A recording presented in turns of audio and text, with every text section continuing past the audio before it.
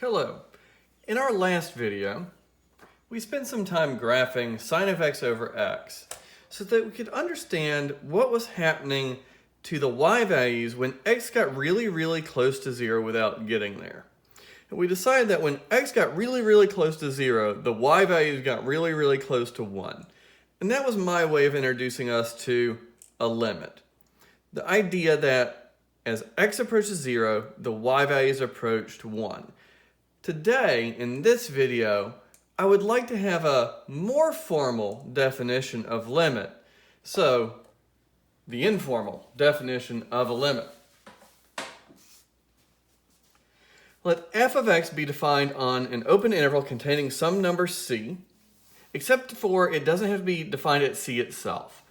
And that's in there because we keep talking about, well, what happens to the y values when we're close to a value c? We don't actually care what happens at c itself. If f of x, if y, every time I see an f of x, my brain can say y. If the y values are arbitrarily close to the number L for all x sufficiently close to c.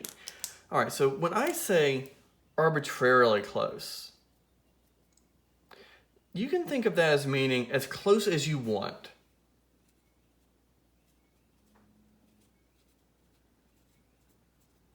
That's how that's usually translated. Arbitrary close means as close as you want. What I like to think of it as is as close as any of us could ever want. It's like a tolerance. You can choose to be within 0.1 of a certain number L or maybe 0.01. And it has to work for any value that is that how close. If the y values are as close as anyone could ever want them to be to the number L for all x's sufficiently close to c. For sufficiently close, I like to think of that as close enough. If I can pick x's close enough to some number c to make the y values be as close as I wanted them to be to L, then we say that f of x approaches the limiting value L as x approaches c. And we write this statement. So, I'm going to read through this definition one more time, and then I want to draw 3 pictures to kind of illustrate what this is really saying. Just so you know, every once in a while you might hear beeping in the background of these videos because I make these videos in my kitchen and my coffee pot just turned off. So, there's always a cup of coffee involved in doing math, and that was my coffee pot turning off. So, there we go.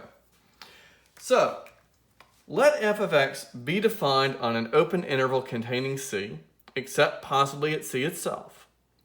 If f of x is arbitrarily close to the number L for all x sufficiently close to c other than c itself, then we say that f of x approaches the limit L as x approaches c. And we write that down like this. And when I see this collection of symbols, I read the limit as x approaches c of f of x is equal to L. All right, here's a picture.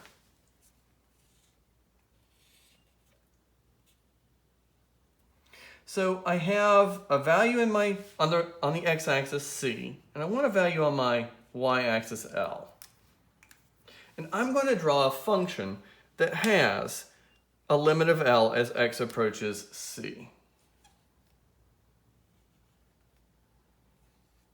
So here is my function, y equals f of x, and I claim it does have that limiting value. X approaches c, f of x gets close to L.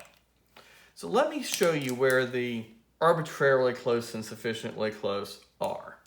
Someone could literally walk in and say, hey, stay this close to L. Are there x values you can choose from that make all of the y values be in that purple region? Well, I can actually see them. If I pick my x's in this region, then my y values will be in this region. The only x value in that region I'm not allowed to choose is c, because I don't care what happens at c. In fact, this function is not even defined at c. I can also see that I could make this my arbitrarily close even smaller, and then this region would get smaller too. That's the idea of limit, that every time someone gives me a distance here, whether it be bigger or smaller, there's always a corresponding close enough down here. When there is always that corresponding interval here, I have a limit.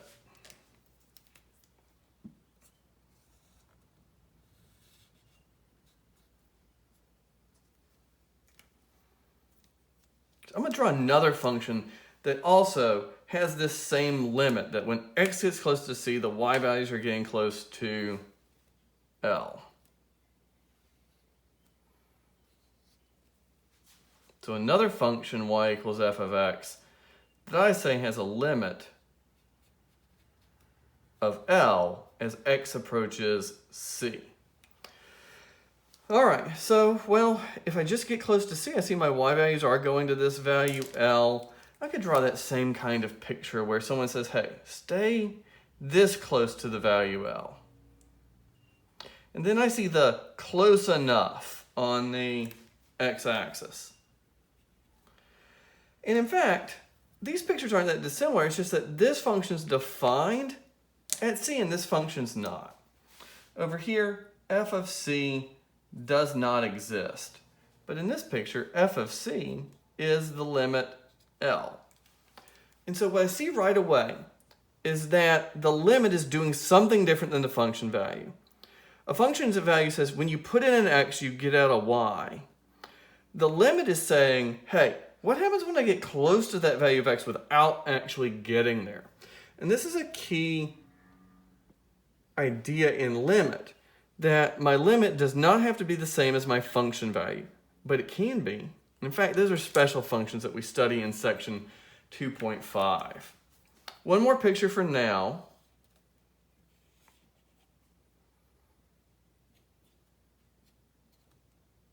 Draw one more function that has a limit of L as x approaches c.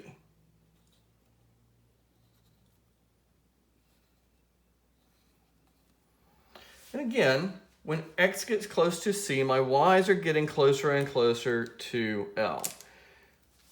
If someone said, hey, stay this close to L, I'd say, well, you just have to stay in this interval on the x-axis as long as you're not choosing c, right? Because I don't care what happens at c, except possibly at c itself. My function didn't even have to be defined there.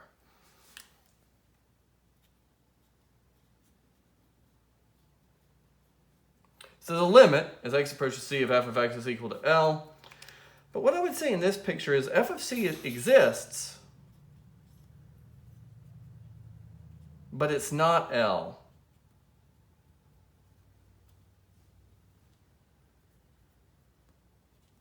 And here I have three different cases, if you will, of where a limit exists with three different ways it relates to the function value.